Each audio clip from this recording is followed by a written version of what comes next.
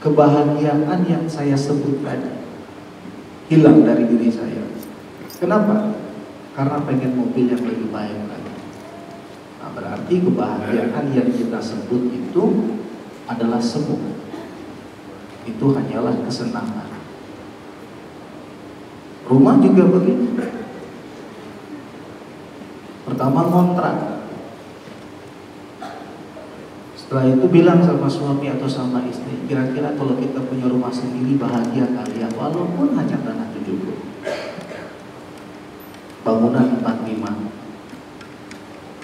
Begitu setahun, 2 tahun, hilang kebahagiaan tadi. Kenapa? Karena pengen cari tanah yang 150. Begitu sampai ketemu tanah yang 400, sampai berakhir dikali 1, 2 kali 1. Nah, itu kebahagiaan yang semu, bukan yang hakiki. Nah, kalau kita ingin cari kebahagiaan yang hakiki, Allah sudah menjelaskannya di dalam Al-Quran. Tidak usah sulit. Kebahagiaan itu bersumber dari diri kita, hati kita. Kalau kita ingin bahagia, kebahagiaan itu berbanding lurus dengan kebaikan. Berbanding lurus dengan kebaikan. 1 kebaikan, 1 kebahagiaan, 2 kebaikan, 2 kebahagiaan, 10 kebaikan, 10 kebahagiaan, 100 kebaikan, 100 kebahagiaan. Tidak pernah berbuat baik, maka tidak pernah bahagia. Orang kalau nggak pernah berbuat baik, pasti nggak pernah berbahagia. Di dalam Al-Quran, Bapak Ibu, surat Al-A'raf ayat 172,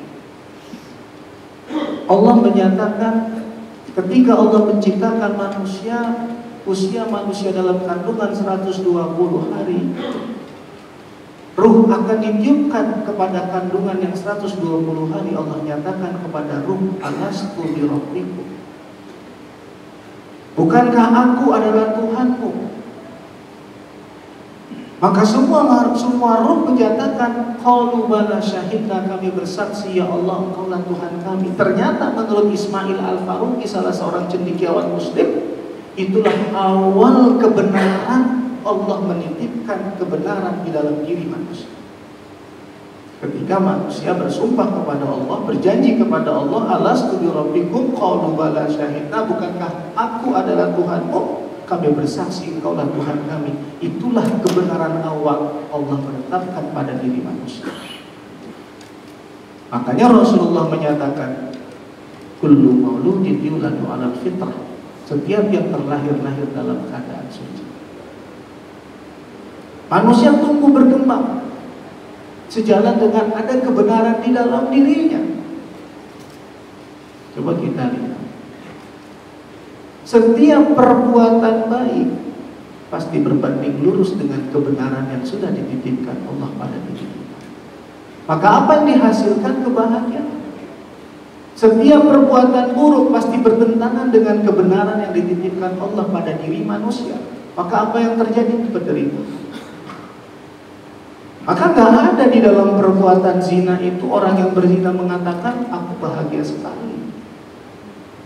Tidak ada orang yang mencuri itu menyatakan aku bahagia sekali. Gak ada orang memfitnah orang lain itu menyatakan di dalam dirinya aku bahagia sekali. Kenapa? Karena perbuatan buruk bertentangan dengan kebenaran yang dititipkan Allah pada diri. Tapi coba kita lihat dalam prakteknya setiap waktu di dalam kehidupan kita. Bagaimana suasana batin kita selesai sholat? Bagaimana suasana batin kita selesai puasa? Bagaimana suasana batin kita saat membaca Al-Quran dan memahaminya? Bagaimana suasana batin kita saat silaturahim? Bagaimana suasana batin kita saat kita tersenyum kepada orang lain? Bagaimana suasana batin kita saat kita berbagi, saat kita memiliki kepedulian sosial? Tidak ada yang memungkiri, pasti menghasilkan kebahagiaan. Kenapa? Karena satu kebaikan menghasilkan satu kebahagiaan.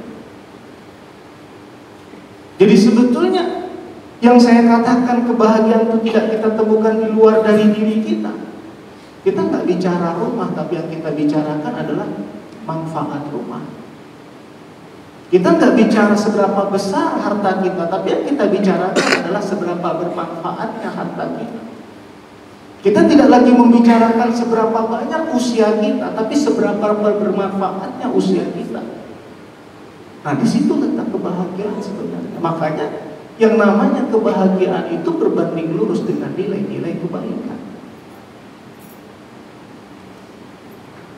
Di dalam surat Al-A'raf ayat 56, Allah menyatakan, Inna rahmatallahi qaribun minal muhsinin. Apa ini? Sesungguhnya rahmat Allah itu dekat dengan orang-orang yang berbuat baik. Kalaulah kebaikan itu menghasilkan kebahagiaan, ternyata kebaikan itu juga mendatangkan rahmat Allah.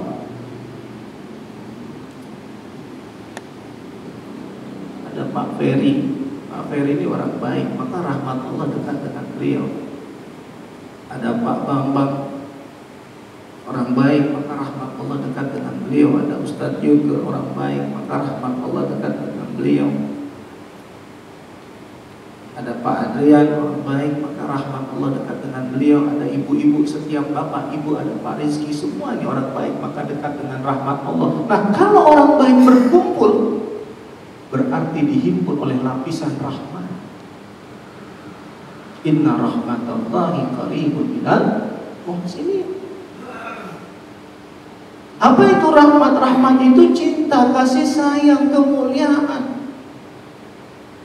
Segala sifat-sifat mulia itu terangkum, terhimpun di dalam rahmat Allah yang diberikan kepada orang yang baik.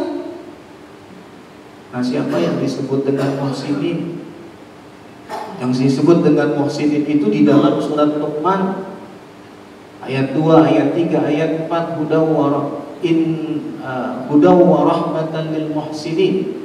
Tilka ayatul kitabil hakim. Al-Quran itu adalah ayat-ayat yang mengandung hikmah, yang mengandung pelajaran, yang mengandung tuntunan hidup sebagai hudan. Sebagai hudan itu apa? Hudan itu adalah petunjuk yang konkret, petunjuk yang jelas, petunjuk yang tidak diragukan kebenarannya.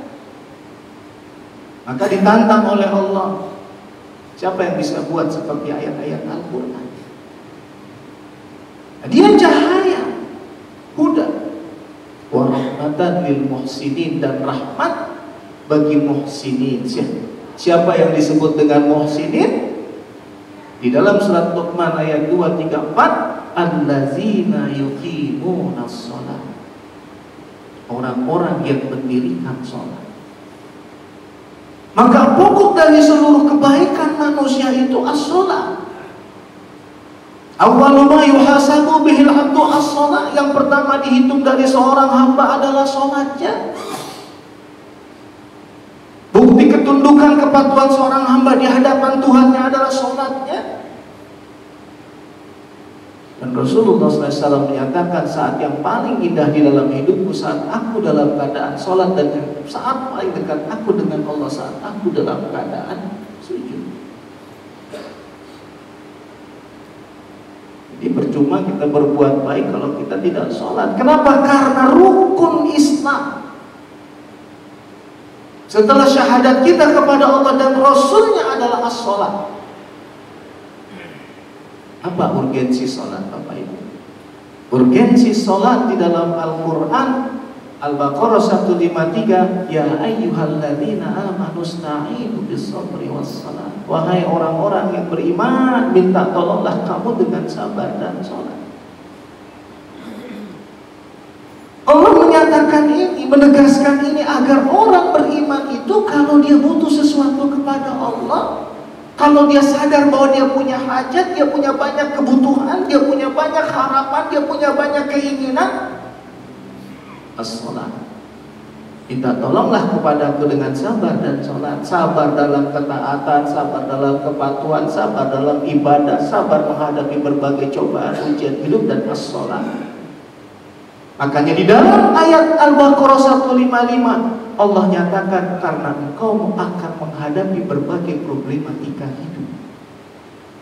Jadi kalau Al-Baqarah 153 Allah nyatakan minta tolonglah kamu dengan sabar dan sholat. Kenapa? Karena di Al-Baqarah 155 Allah menegaskan kamu pasti akan menghadapi masalah di dalam hidupmu.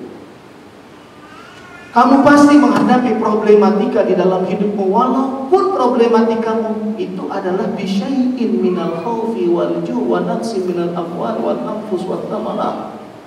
Dibandingkan nikmat-nikmat Allah, gak ada ujian hidupmu. Dibandingkan cobaan yang dikasih sayang Allah, gak ada cobaan hidupmu itu sedikit. Bisyai'in, Al-Quran menggunakan istilah bisyai'in. Beberapa ahli tafsir menyebut kalimat bisyai'in itu adalah sedikit dibandingkan nikmat-nikmat Allah. Porsinya itu sedikit kecil. Tapi apapun ceritanya Allah nyatakan, minta tolonglah kamu dengan sabar dan sholat, karena kamu akan menghadapi problematika di dalam kehidupanmu. Jadi jelas Bapak Ibu, seberat apa masalah kita, sesulit apa kondisi kita, sebanyak apa hutang-hutang kita, serumit apa keadaan kita, sesempit apa jalan yang akan kita tempuh, yang menurut kita kok begitu sulit aku menghadapi kehidupan masa depanku ini, begitu khawatir, begitu takut, wasta'inu bis-sabri was-shalah. Nah, sholat yang seperti apa? Diabadikan oleh Allah di dalam surat Al-Baqarah ayat 45, ayat 46. Wasta'inu bis-sabri was-shalah wa innaha lakabiratun illa 'alal khashiyin. Minta tolonglah kamu dengan sabar dan sholat. Sesungguhnya sholat itu amat berat, kecuali bagi orang-orang yang khusyuk. Khusyuk itu bukan gerak, khusyuk itu hati. Kadang-kadang kita melihat orang yang sholat, Allahu Akbar, bahunya naik, ininya di atas. Orang kedua sholat, Allahu Akbar. Ada 3-4 orang ngobrol, kayaknya orang pertama lebih khusyuk ya dari orang kedua. Kalau ukuran khusyuk itu gerak, bisa jadi orang pertama lebih khusyuk dari orang kedua. Tapi khusyuk itu bukan gerak, tapi khusyuk itu adalah kualitas hati. Maka apa yang disebut oleh khusyuk, yang disebut oleh Allah dengan kekhusyuan, allazina yazunnuna annahum mulaqu rabbihim wa lahum ilaihi raji'un. Orang-orang yang memiliki keyakinan bahwa dia akan bertemu dengan Allah dan kembali menghadap Allah. Nah, kalau kita punya hati yang punya keyakinan akan bertemu dengan Allah dan kembali kepada Allah, ketika kita sholat, sholat kita khusyuk. Ketika kita baca Al-Quran, kita baca Al-Quran khusyuk. Ketika kita tawaf dan sa'i, tawaf sa'i kita khusyuk. Ketika kita wukuf di Arafah, wukuf Arafah kita khusyuk.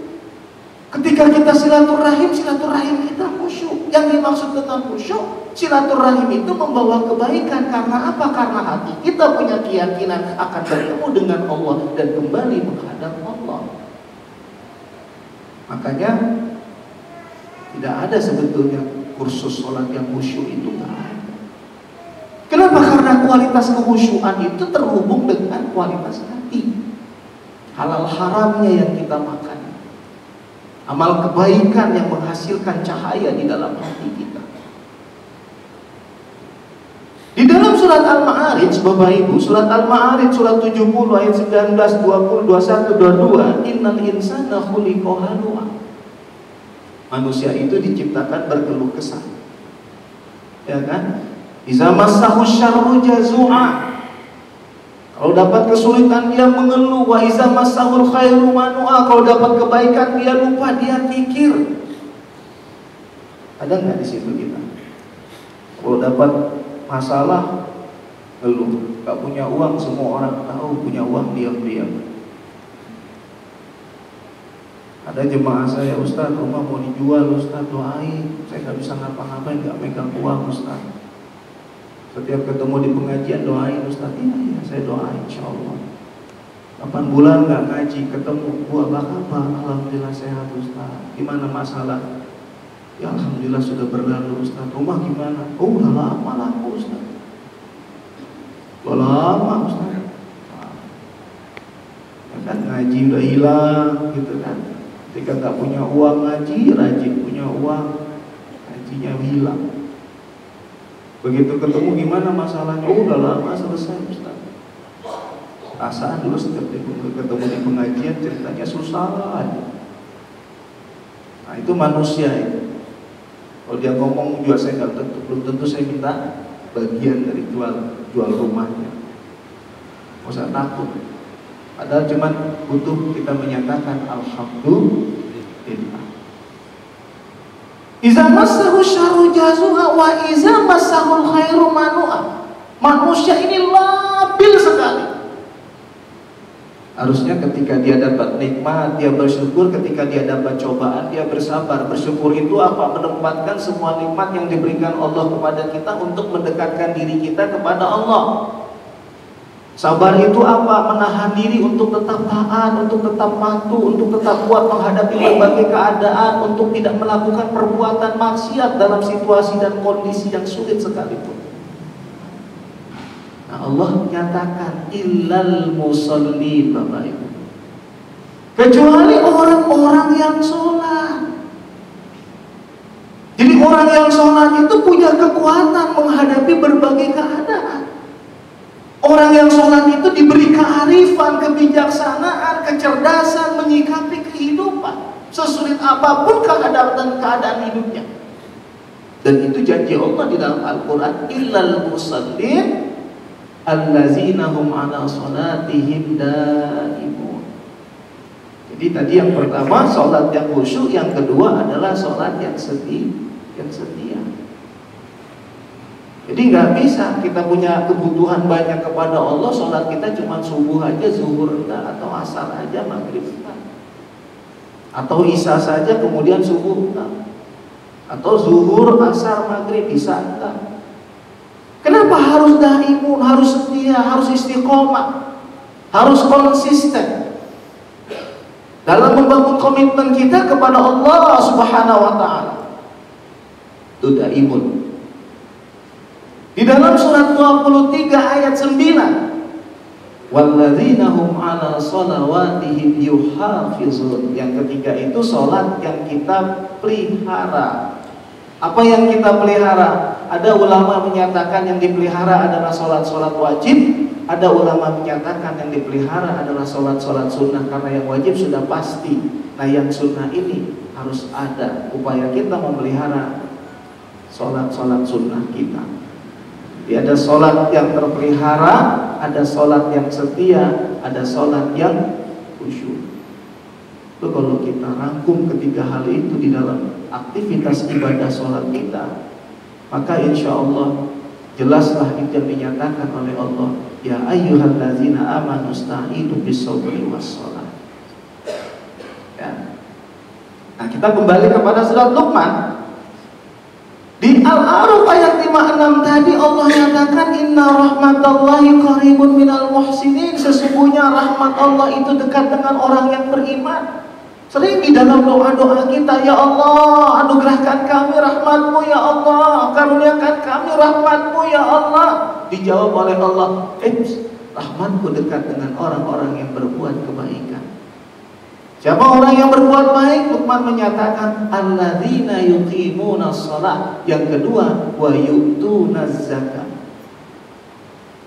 Wa yu'tunaz zakat itu orang yang menunaikan zakat. Falsafahnya apa? Hablum minan nas. Bahagia kita dengan sholat tapi tidak sempurna tanpa zakat. Bahagia kita dengan zakat tapi tidak sempurna dengan sholat. Maka sebetulnya dua ajaran ini mengandung falsafah hablum minallah dan hablum minan nas. Maka jangan harap, saya selalu katakan, jangan harap kita rajin tahajud, rajin zikir, baca Al-Quran. Itu baru hablum kita, hablum minallah kita. Maka yang paling sulit kita itu kadang-kadang apa? Hablum minan nas. Senyum buat orang lain aja kadang-kadang kita sulit.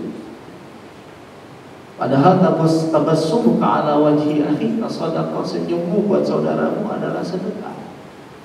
Kalau kita mengalami kesulitan, itu falsafahnya itu hablum minallah wa hablum minan nas. Zakat itu bukan hanya kebutuhan orang miskin terhadap orang kaya, tapi zakat itu juga adalah kebutuhan orang kaya terhadap orang miskin. Kebutuhan untuk menjalankan ajarannya. Maka nggak sempurna Islam kita kalau kita tidak menjalankan rukun Islam. Yang ketiga, wa hum bil akhirati hum yuqinun, orang yang beriman dengan kehidupan akhirat. Bapak Ibu saudara-saudaraku yang dimuliakan oleh Allah, kita hidup di dunia. Ini dunia. Saya analogikan gambarkan inilah kehidupan dunia kita. Nah, kalau kita tidak membaca Al-Quran, tidak membaca As-Sunnah, maka kita berpikir bahwa kehidupan kita hanya di sini, seakan-akan abadi di sini. Padahal Allah nyatakan, wabtaghi fima ataqallahu darul akhirah wa la tansa nasibaka minad dunya. Kejarlah kehidupan akhiratmu, jangan kau lupa dengan kehidupan duniamu. Gak kenal kita dengan kehidupan akhirat. Maka kita perlu memahami ayat-ayat kehidupan akhirat. Kenapa? Agar ada kecintaan kita terhadap kehidupan akhirat, agar kita mengenal dunia ini. Oh, dunia ini gak ada apa-apanya. Sebab apa? Allah nyatakan, walal akhiratu khairul laka minal ula. Akhirat itu jauh lebih baik daripada dunia. Wal akhiratu khairu wa abqa. Akhirat itu jauh lebih kekal, jauh lebih baik daripada kehidupan dunia. Makanya Allah nyatakan, qad aflaha man tazakka wa zakara isma rabbih fasalla bal tu'thiruna al-hayatad dunya wal akhiratu khairu wa abqa. Beruntunglah, berbahagialah orang-orang yang menyucikan dirinya, mengingat Allah dan mendirikan salat. Wa zakara isma rabbih fasalla, tapi sayang, bal tu'thiruna al-hayatad dunya, kau lebih mementingkan kehidupan duniamu. Padahal akhirat itu jauh lebih baik, jauh lebih kekal daripada kehidupan dunia. Ruh dan jasad ketemu, berapa usianya? 60 tahun, 50 tahun, 40 tahun. Ruh dan jasad berpisah, jasad tinggal di sini, maka ruh kembali menghadap Allah. Pilihannya hanya dua, husnul khotimah atau su'ul khotimah. Maka kita perlu nanti membaca, mengenal, merenungkan ayat-ayat akhirat. Nah, Allah nyatakan Bapak Ibu di akhir ayat, ulaika ala hudam mir rabbihim wa ulaika humul muflihun. Orang yang sholat, orang yang zakat, orang yang beriman kepada kehidupan akhirat, yang terangkum di dalam sifat muhsinin tadi, yang dinyatakan oleh Allah di dalam surat Al-A'raf ayat 56, inna rahmatallahi qaribun minal muhsinin tadi. Di akhir ayat keempat, di ayat keempat surat Man, ulaika ala hudam mir rabbihim wa ulaika humul muflihun. Mereka itulah orang-orang yang senantiasa mendapatkan bimbingan. Kalimat ala di situ adalah untuk menegaskan bahwa orang tersebut adalah orang yang senantiasa dituntun oleh Allah hidupnya, dibimbing oleh Allah hidupnya, diberi cahaya oleh Allah dalam kehidupannya. Wa ulaika humul muflihun. Kalimat muflihun di situ bisa berarti mereka lah orang-orang yang berbahagia. Mereka lah orang-orang yang beruntung. Mereka lah orang-orang yang menang. Kalimat muflihun. Nah, ala hudan, hidup kita dituntun oleh Allah, dibimbing oleh Allah. Punya sahabat, mana sahabat yang baik? Nah, ala hudan rabbihim, dibimbing oleh Allah. Ini sahabat yang baik kita. Mau cari tempat tinggal, dibimbing oleh Allah, mana pilihan yang terbaik. Punya kerjaan, ada beberapa pilihan, dibimbing oleh Allah, mana pekerjaan yang baik, baik menurut Allah dan baik menurut kita, dan seterusnya. Termasuk rezeki, termasuk keluarga, termasuk pilihan hidup. Setiap waktu kita punya pilihan hidup. Hari ini kita bangun tidur sudah punya pilihan hidup. Nanti jam 7 kita sudah punya pilihan hidup. Kita nggak pernah tahu mana pilihan hidup yang terbaik. Tapi kalau kita rajin beribadah, berbuat baik di jalan Allah, Allah nyatakan ala hudam mir rabbihim wa ulaika humul muflihun. Mereka itulah orang-orang yang berbahagia. Bapak Ibu, ini hampir sama ayat ini dengan surat Al-Baqarah. Al-Baqarah ayat 1, ayat 2, ayat 3, ayat 4, ayat 5. Alif lam mim zalikal kitabu la raiba fihi hudan lil muttaqin allazina yu'minuna bil ghaibi wa yuqimuna as-salata wa mimma razaqnahum yunfiqun wallazina allazina yu'minuna bima unzila ilaika wa ma unzila min qablika wa bil akhirati hum yuqinun ulaika ala hudam mir rabbihim wa ulaika humul muflihun. Mereka itulah orang-orang yang senantiasa mendapatkan tuntunan hidup dari Allah Subhanahu wa taala, dan mereka itulah orang-orang yang berbahagia. Siapa? Orang yang beriman kepada yang gaib. Siapa? Orang yang mendirikan sholat. Siapa? Orang yang menginfakkan hartanya di jalan Allah. Siapa lagi? Orang yang beriman kepada apa yang diturunkan kepadamu wahai Muhammad, dan orang nabi-nabi sebelum kamu wahai Muhammad, dan orang yang yakin dengan kehidupan akhirat. Maka Allah nyatakan mereka itulah orang-orang yang senantiasa ala hudan mir rabbihim, dan mereka itulah orang-orang yang berbahagia. Nah, di dua surat ini, Al-Baqarah dan Luqman, Allah menyatakan ulaika ala hudam mir rabbihim wa ulaika humul muflihun. Muflihun. Kalau ahsana muhsinun, amana mu'minun, aslama muslimun. Kalau muflihun apa muflihun?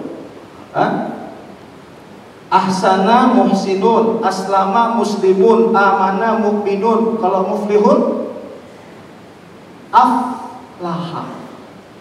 Surat Al-Mu'minun surat 23, aflaha. Qad aflahal mu'minun, kata Allah, berbahagialah orang-orang yang beriman. Kalau tadi mereka lah orang-orang yang berbahagia, kalau di sini di awal Allah nyatakan berbahagialah, telah berbahagia orang-orang yang beriman. Qad aflahal mu'minun. Siapa orang beriman yang berbahagia itu? Allazina hum fi salatihim khashi'un, orang-orang yang khusyuk di dalam salatnya. Sama. Wallazina hum 'anil lagwi mu'ridun, orang-orang yang memelihara diri dari perkataan dan perbuatan yang sia-sia. Ini penting saya tegaskan Bapak Ibu yang dimuliakan oleh Allah. Orang beriman yang berbahagia itu, atau orang yang berbahagia dalam keimanan itu, harus cerdas menyikapi hidupnya. Jangan sampai ucapannya sia-sia, perbuatannya sia-sia. Kenapa? Karena ucapan dan perbuatan itu mengisi ruang dan waktu. Ya, ucapan dan perbuatan itu mengisi ruang dan waktu. Maka orang cerdas itu harus mengintrospeksi dirinya. Jangan sampai waktunya hilang, dosanya bertambah. Tapi bagaimana ketika umurnya hilang, amal ibadahnya bertambah? Kenapa? Karena walladzina hum 'anil lagwi mu'ridun. Kalau dia sudah berbahagia di dalam keimanan, dia harus memelihara diri dari perkataan dan perbuatan yang sia-sia. Bapak Ibu, ini orang mahal. Orang mahal, barang mahal. Jadi kalau orang mahal, barang mahal itu semuanya mahal. Kalau saya ngomong begini, kontribusi saya apa? Jangankan buat orang lain, buat diri saya berapa? Apa? Dan berapa alokasi dari umur saya? Kalau saya melakukan ini, kontribusi buat kebahagiaan saya dan orang lain ada apa tidak? Berapa banyak waktu yang saya akan alokasikan dari usia saya? Saya sering ada jemaah, Ustaz bisa ketemu nggak? Saya bilang dalam rangka apa kita ketemu? Silaturahim. Oke, baik. Ketemu. Saya hitung waktu saya.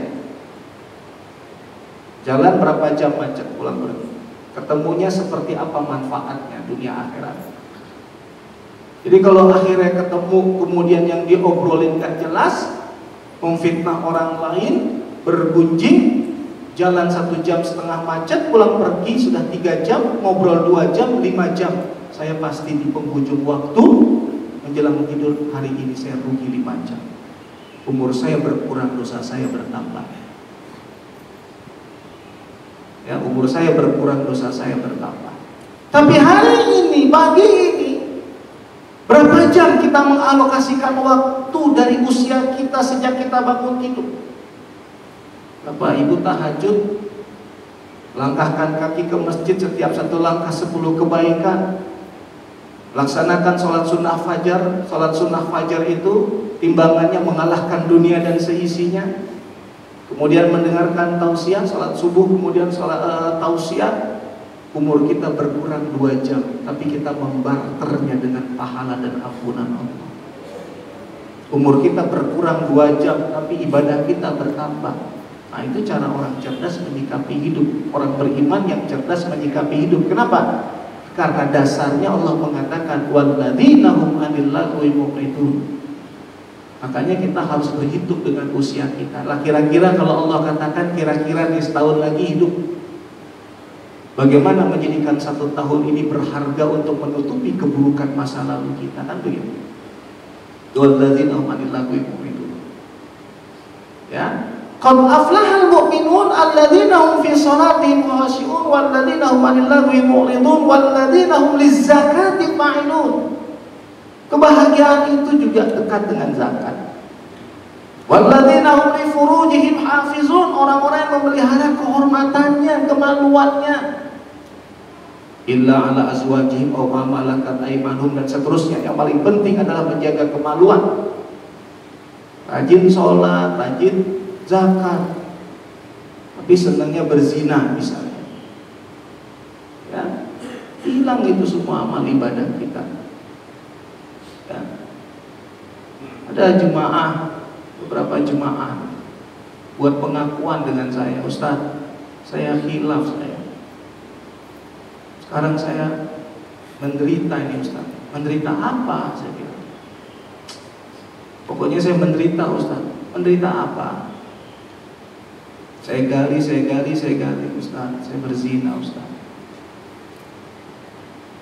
Terus ya saya menderita, nangis. Itu perbuatan dosa besar. Karena kategorinya perbuatan dosa besar, dampak psikologisnya juga besar. Beban psikologisnya besar. Gak ada orang berzina itu bahagia, gak ada. Maka dosa ngomong bohong sama dosa berzina jauh lebih besar berzina. Dampak psikologisnya juga jauh lebih besar berzina. Minum khamar dosa besar, zina dosa besar, tapi dampak psikologisnya lebih besar berzina. Makanya kenapa berzina dengan istri orang hukumannya rajam? Dampak psikologisnya besar. Dan gak bisa ketenangannya itu dihadirkan kembali dengan minum obat penenang, gak bisa. Gak bisa. Ada satu jemaah bengong aja lagi tahan. Saya lihat nih, kenapa jemaah bengong ini? Begitu saya selesai ceramah, saya udah feeling saya akan dicegat nih sama dia nanti. Benar, begitu berapa langkah saya dicegat. Ini jemaah yang lain lagi, Ustaz, saya berzina Ustaz. Dan saya sudah minum obat penenang 2 tahun. Saya bilang, mau 10 tahun kamu minum obat penenang, kamu gak akan tenang. Kenapa? Karena akar masalahnya tidak kamu selesaikan. Harusnya kamu minta maaf sama suami kamu bahwa kamu berzina, itu harusnya. Dan jangan lupa kamu bertobat kepada Allah dengan taubatan nasuha, itu ideal. Dan kamu harus belajar tauhid bahwa Allah itu akan menyintaimu, menyayangimu. Jangan putus asa dari rahmat Allah. Seberat apapun dosa kamu, kalau kamu taubatan nasuha, ya ayyuhalladzina amanu tubu ilallahi taubatan nasuha, Allah pasti mengampuni dosa-dosamu. Akhirnya saya alokasikan waktu sekitar 15 sampai 30 menit. Setelah saya ngobrol, saya bilang coba tes minggu depan, bulan 2 minggu, seminggu, 2 minggu, 3 minggu, 4 minggu, sampai sebulan. Ketemu pengajian berikutnya sebulan, udah berhenti minum obat penenang, udah Ustaz. Coba 2 bulan, coba 3 bulan. Kenapa? Berat. Dampak psikologisnya berat. Kenapa? Karena perbuatan zina itu adalah dosa besar. Wajar kalau Allah katakan orang yang beriman berbahagia itu li furujihim hafizun. Walladzina hum ala amanatihim wa ahdihim ra'un. Orang-orang yang memelihara janji dan amanat yang dipikulnya. Yang paling berat. Makanya ayatul munafikin salasa. Tanda orang munafik itu 3. Iza haddasa kadzaba wa iza wa'ada akhlafa wa iza tumina khana. Kalau ngomong bohong, kalau bicara bohong, ya. Iza haddasa kadzaba wa idza wa'ada akhlafa. Kalau berjanji suka bohong. Katanya mau ngasih batu cincin, sampai sekarang belum datang ke batu cincin. Ini demam batu cincin. Batu di Senayan City, saya lihat tukang supir semua gosok cincin di celana lagi parkir. Batu cincin dielus ya Allah, 24 jam istri gak pernah dielus. Padahal ngelus istri adalah ibadah. Ini bukan porno, ibadah. Kita nih Sabtu Minggu udah mulai keliling cari batu cincin, ya Allah. Itu mampu. Walaupun Ustadz juga pakai batu cincin, ya, kaki Yaman. Boleh nih, sebentar lagi saya mau umroh, saya mau titip kaki Yaman. Kaki Yaman cuma 10 real, yang murah sekali kaki Yaman. 10 real kali 3.500 berapa? 35.000. Ongkosnya 65.000 sini 100.000. Bercanda. Ya. Jadi apa tadi? Walladzina hum li amanatihim wa ahdihim ra'un, orang-orang yang memegang janji, memegang amanah. Ini berat. Makanya orang munafik itu 3 kategorinya. Kalau ngomong bohong. Kalau berjanji dusta. Kalau dikasih amanat berkhianat. Ya, kalau dikasih amanat berkhianat itu tanda orang munafik. Nah, di ayat berikutnya ditutup lagi oleh Allah, walladzina hum ala shalawatihim yuhafizun, orang-orang yang memelihara salatnya tadi. Ditutup oleh Allah, ulaika humul warithun alladzina yarisunal firdausa hum fiha khalidun. Orang mukmin yang berbahagia itu akan mewarisi surga dan mereka kekal di dalamnya. Ya, mereka kekal di dalamnya. Jadi Bapak Ibu sekalian, gak susah cari kebahagiaan. Kenapa? Karena kebahagiaan itu ada di sini. Tempatnya ada di sini. Dan ini bersih, dia terhubung dengan kebaikan. Dia tidak akan bisa terhubung dengan kemungkaran, kefasikan, kekufuran, kemunafikan. Begitu perbuatan kita fasik atau kufur atau musyrik atau munafik, dia bicara. Artinya apa? Bahwa perbuatan itu bertentangan dengan kebenaran. Maka jadi kalau kita mengalami situasi, kondisi depresi, frustasi, mengalami beban mental yang berat, apa yang kita harus evaluasi? Dosa apa yang saya lakukan? Kesalahan apa yang saya lakukan? Hilaf apa yang saya lakukan? Perintah Allah apa yang belum saya jalankan? Kenapa begini berat beban hidup saya? Jadi ini semua terhubung dengan kebaikan. Makanya cari kebahagiaan itu ada pada kebaikan.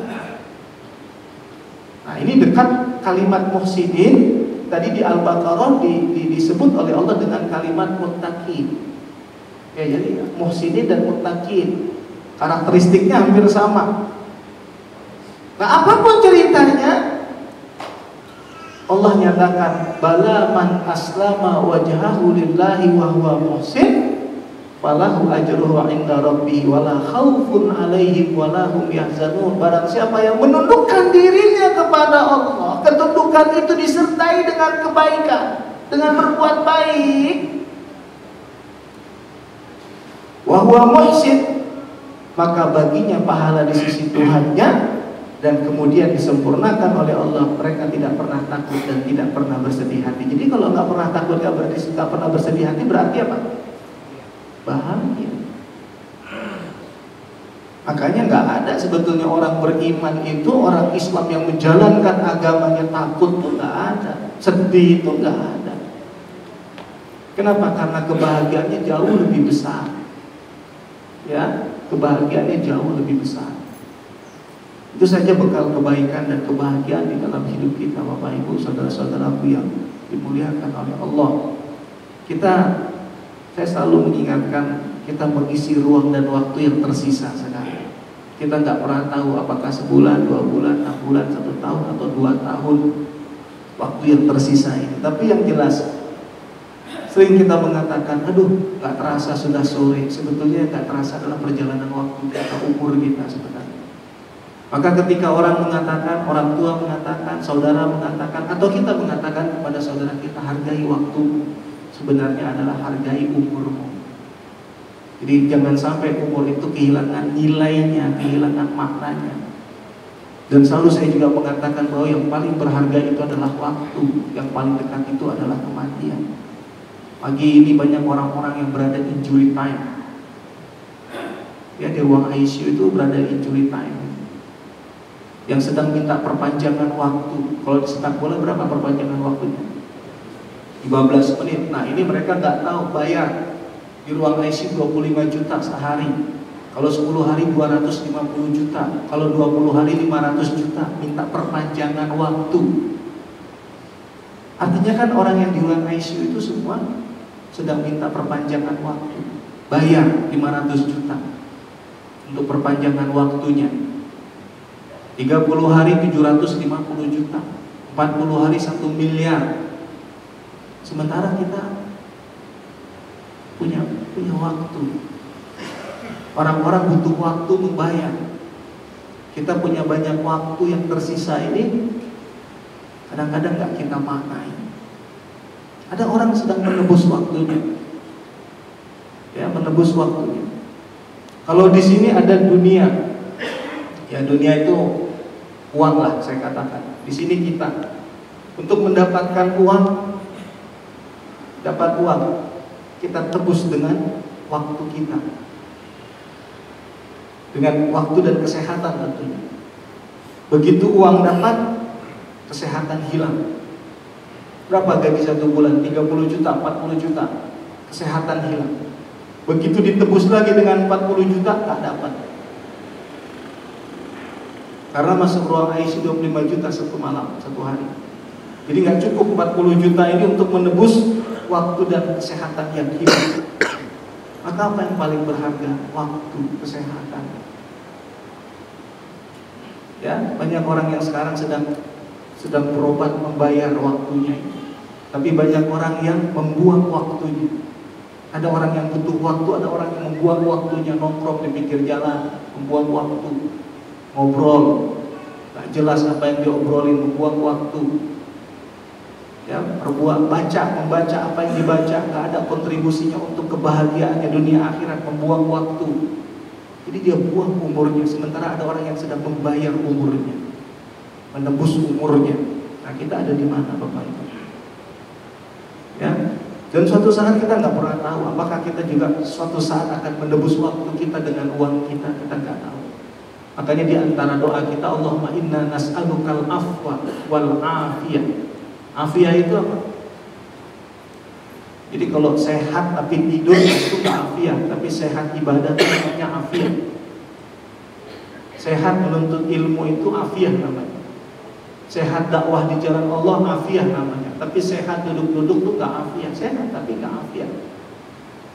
Ya, tapi kalau kita sehat wal afiyah itu kesehatan kita membawa keberkahan, membawa kebaikan, membawa keberkahan dan kebaikan. Boleh 5 menit lagi? 5 menit. Ya, 5 menit. Nah, manusia itu terdiri dari jasad dan ruh. Jasad dan ruh. Jasad ini butuh bergerak, maka ada namanya olahraga jasad. Nah, ruh memiliki 3 unsur penting. Yang pertama adalah akal, yang kedua adalah hati, yang ketiga adalah jiwa. Ini potensinya melekat pada ruh. Ya, potensinya melekat pada ruh. Nah, kalau akal kita cerdas, hati kita bersih, jiwa kita tenang. Ya, 3 komponen ini, akal kita cerdas, berarti nuntut ilmu. Hati kita bersih, berarti dihiasi kesabaran, keikhlasan, kejujuran, syukur, tawakal, kerendahan hati. Nah, ini hati yang bersih. Maka levelnya jiwa itu mutmainnah. Levelnya jiwa itu tenang. Nah, ini satu paket terhubung dengan kebaikan. Nah, ketika berpisah ruh dan jasad, jasad dimandikan, disolatin, dan dikubur, ruh pulang membawa akal yang cerdas, hati yang bersih, jiwa yang tenang. Kalau ini udah gak ada harganya di jasad, hancur bersama tangan. Tapi ruh yang pulang ini membawa akal yang cerdas, hati yang bersih, jiwa yang tenang. Maka ini adalah kematian yang diberkahi oleh Allah. Pulang, tahu jalan pulang. Kepada siapa menghadap? Inna lillahi wa inna ilaihi raji'un. Tahu jalan pulang kepada siapa kita menghadap. Kenapa? Karena waktu hidupnya digunakan untuk belajar akalnya, menambah wawasan, tauhid, iman, Islam, dan lain-lain, kebaikan. Hatinya bersih. Hati itu gak ada buruk sangka sama orang, gak ada dengki, gak ada iri, ya, energi negatifnya gak ada. Dia dihiasi dengan energi positif, keikhlasan, kejujuran, syukur, kalau bicara yang baik-baik, kalau berjalan baik-baik, kalau bersikap baik-baik, tidak ada kesombongan, ya, tidak ada kesombongan. Wala tamshi fil ardi maraha, tidak ada kesombongan. Ya, wala tamshi fil ardi maraha, innallaha la yuhibbu kulla mukhtalin fakhur. Kalau ngomong gak tinggi, gak butuh pengakuan orang lain akan keberadaannya. Ini banyak orang yang butuh pengakuan orang lain atas keberadaannya. Maka yang sering dipopulerkan adalah dirinya, bukan Allah Tuhannya. Padahal kita harus mempopulerkan Allah, bukan diri kita yang kita populerkan. Itu bentuk kesombongan. Ya. Ada lagi riya. Sifat riya. Riya itu menyekutukan Allah dengan orang lain, itu riya. Nah, bahasa sederhananya itu. Kemudian ada ujub, bangga terhadap diri sendiri, itu menyekutukan Allah dengan diri kita. Senang jadi orang populer, jadi orang terkenal, berarti menyekutukan Allah dengan diri kita. Butuh pengakuan orang lain akan eksistensi kita. Ada sum'ah, wah, rasa sudah jadi ahli surga. Ya, saya alim sekali, dakwah-dakwah saya juga luar biasa, sholat saya gak tanggung-tanggung, saya tahajud, duha setiap malam. Pokoknya alim. Di dalam hati kemudian ada terbesit, Anda gak ada apa-apanya. Itu sum'ah. Hati-hati. Jadi riya, ujub, sum'ah, gak ada yang benar. Maka hati harus dihiasi dengan keikhlasan. Selalu saya katakan, apa itu keikhlasan? Jadi syukur, jujur, tawakal, sabar, ikhlas. Ikhlas itu memurnikan tauhid kita kepada Allah. Di dalam surat Al-Ikhlas, sekali lagi, di dalam surat Al-Ikhlas tidak ada kalimat ikhlas di dalamnya, tapi surat itu dinamakan surat Al-Ikhlas. Padahal nggak ada kalimat ikhlas. Kenapa? Karena di dalam surat Al-Ikhlas mengandung ajaran, pemahaman, penjelasan eksistensi keikhlasan yang sesungguhnya. Esensi, bukan eksistensi, esensi keikhlasan yang sesungguhnya. Itu ikhlas. Nah, kalau akalnya cerdas, hatinya bersih, maka jiwanya sampai pada level mutmainnah. Ya ayat Tuhan nafsul mutmainnah, irji'i ila rabbiki radiyatan mardiyah fadkhuli fi ibadi wa dkhuli jannati. Bapak Ibu pulang menghadap Allah husnul khotimah, tersenyum bahagia. Kenapa? Pulang membawa akal yang cerdas, hati yang bersih, jiwa yang tenang. Itu yang disebut dengan husnul khotimah. Nah, semua itu terangkai dalam kebaikan. Makanya ketika Rasulullah SAW dipegang lututnya oleh Jibril, Jibril mengajarkan 3 hal. Ditanya oleh sahabat, apa yaitu ya Rasulullah? Iman, Islam, ihsan. Ya, ihsan, iman, Islam, ihsan. Nah, ihsan ini yang tadi kita sebut muhsinin di dalam Al-Quran, muhsinin. Ya, muhsinin. Maka Allah katakan, wabtaghi fima ataqallahu darul akhirah wa la tansa nasibaka minad dunya. Kejarlah akhiratmu, jangan kau lupa dengan duniamu. Wa ahsin. Nah, ahsin, ihsan, ahsana, muhsin. Wa ahsin kama ahsanallahu ilaika wa la tabghil fasada fil ardi innallaha la yuhibbul mufsidin. Nah, wa ahsin itu berbuat baiklah kamu sekalian. Jadi banyak sekali kalimat-kalimat ihsan, ahsan, muhsin dalam Al-Quran. Dan ternyata di dalam kebaikan itulah kebahagiaan. Baik, sampai di sini cukup. Cukup? Gak ada pertanyaan? Cukup. Ada pertanyaan? Ada yang mau didiskusikan? Gak ada. Ada yang ditanyakan nggak, Pak? Gak ada. Belum ada, alhamdulillah. Karena saya juga mau ke Kemayoran lagi. Baik. Mohon maaf lahir batin, Bapak Ibu. Mudah-mudahan semua sehat walafiat. Terus berusaha jadi orang baik. Hablum minallahnya ditingkatkan. Jangan lupa hablum minannasnya jangan dikorbankan. Ya, jangan dikorbankan hablum minannasnya. Makin belajar Islam, makin sayang sama saudara muslim. Makin belajar Islam, makin ramah sama saudara muslim. Jangan makin belajar Islam, makin bengis lihat saudara muslim. Ya, ini warning sekali dari saya. Terakhir, saya sedih sekali. Saya punya sahabat, beberapa sahabat, tapi mengikuti satu pelajaran nggak tahu siapa gurunya, jadi nggak ramah sama saya. Kok Islam, belajar Islam kok jadi jauh sama saudaranya? Aneh. Kalau ini warning buat kita, makin belajar Islam makin sayang sama saudara muslim. Ya, sekali lagi Rasulullah terakhir biar ingat. Rasulullah jenazah Yahudi lewat. Jenazah Yahudi udah mati, Yahudi Rasulullah berdiri. Dan sahabat bertanya, "Ya Rasulullah, itu jenazah Yahudi." Dia manusia yang layak dihormati. Kita ketemu di masjid Muslim, sujudnya sama, rukunya sama, Qurannya sama, Tuhannya sama, kiblatnya sama. Kenapa nggak mau senyum? Siapa yang ngajarin? Kenapa nggak mau senyum? Ini sahabat saya, kenal sama saya. Begitu ikut satu ajaran, berubah total. Bingung saya, apa yang diajarin gurunya? Apa yang diajarin sampai nggak ramah? Islam itu Islam apa bukan begitu? Sedih. Jadi kalau ngomong ini saya sedih. Dulu sahabat, kok habis ngaji kok jadi gak santun wajahnya, gak ramah senyumnya. Dulu belum ngaji kok ramah banget. Katanya ikut as-sunnah. As-sunnah itu apa? Ucapan, perbuatan, sikap Rasulullah. Baca hadisnya. Tabassumuka ala wajhi ahika shadaqah, senyummu buat saudaramu sedekah. Kalau evaluasi Islam kita, evaluasi Islam kita, gak ada artinya tahajud, duha, baca Quran kalau hablum minannasnya nol. Jangan korbankan persaudaraan muslim. Dan jangan, itu kan sekarang Arab Saudi pecah ya, dari Yordania Allah pecah. Kenapa? Karena gak solid.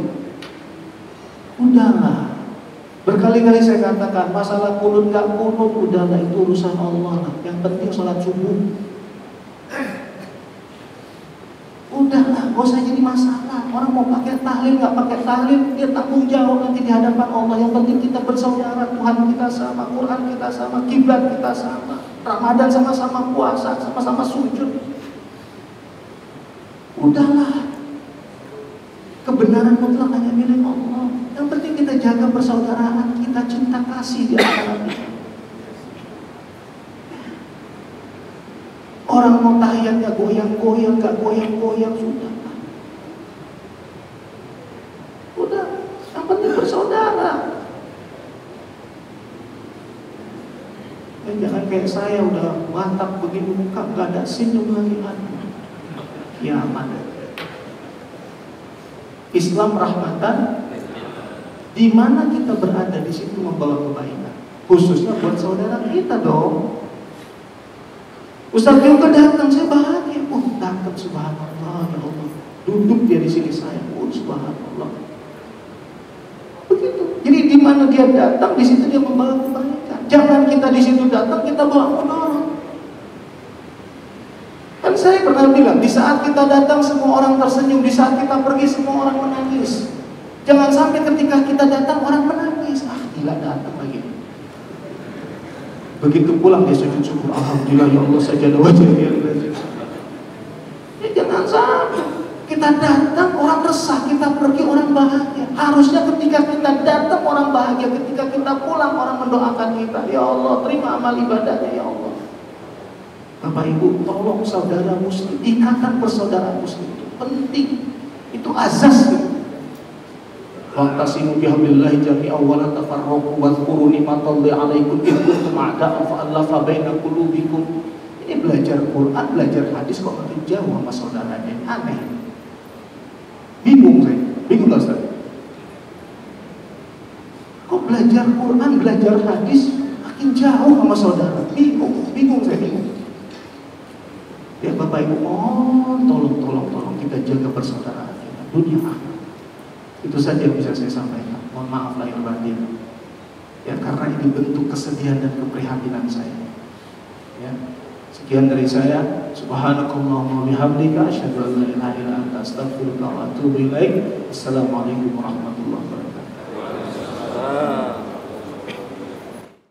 أنت في الوجدان حي أنت للعينين ضي أنت عند الحاضري أنت هاد وصفي يا حبيبي يا محمد يا نبي سلام عليك.